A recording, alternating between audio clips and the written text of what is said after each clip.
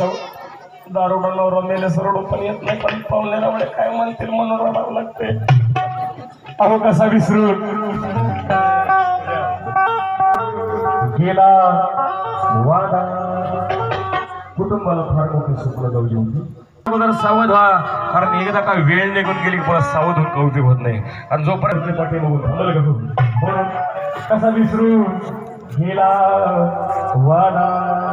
अर्धा चालू तुला तुला